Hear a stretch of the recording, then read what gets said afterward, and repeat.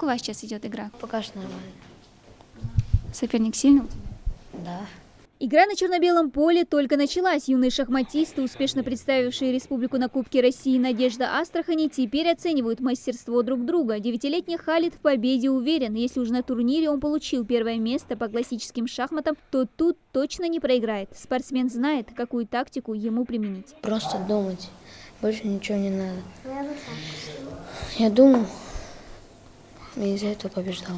Если Халид занимается шахматами 3 года, то у его соперника опыта больше. 14-летний Эмин увлекся игрой для ума, когда был в возрасте своего соперника. Уже 6 лет мальчик осваивает тонкости игры в шахматном клубе «Магаз». За его плечами участие во всероссийских турнирах и СКФО. В Астрахани он завоевал почетное 2-е место и получил неоценимый опыт. Соперники хорошо играли, даже если у них рейтинги были низкие, но играли на хорошем уровне. В предпоследнем туре вот с этим, тем, кто занял 5-е место, чуть-чуть не повезло.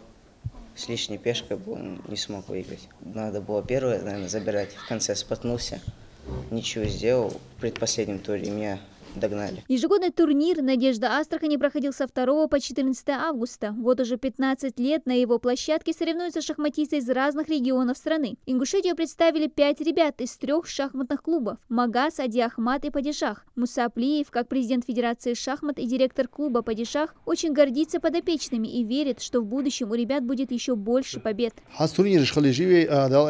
Первенство Ингушетии 20 числа июля объекта цигер Куахтвянсага представляет Ингушетия на СКФО. СКФО дал по октябре город Буденновский.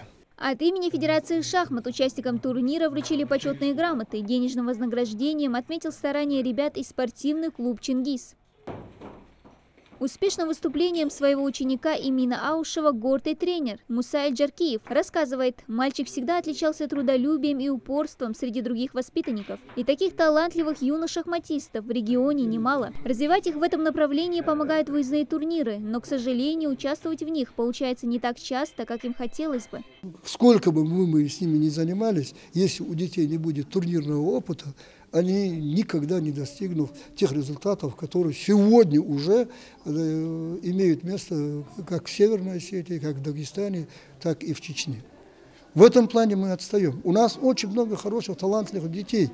Но для того, чтобы эти дети раскрылись, мы должны их вывозить. Уверенность в себе помогла Халиду и в этой партии. Он снова победитель. Мальчик и дальше намерен побеждать на предстоящих турнирах. Несмотря на свой юный возраст, шахматист уже является примером для подражания сверстников. Я занимаюсь в шахматном турнире в школе «Падишах». Я хочу достичь успехов, как и наши чемпионы. Уже который год наши ребята достойно представляют республику на различных турнирах, как регионального, так и всероссийского масштаба. Главная цель для них – выиграть, но и опыт от встреч с сильными соперниками не менее ценен. Дана Плиева, Адам Далаков, Новости 24.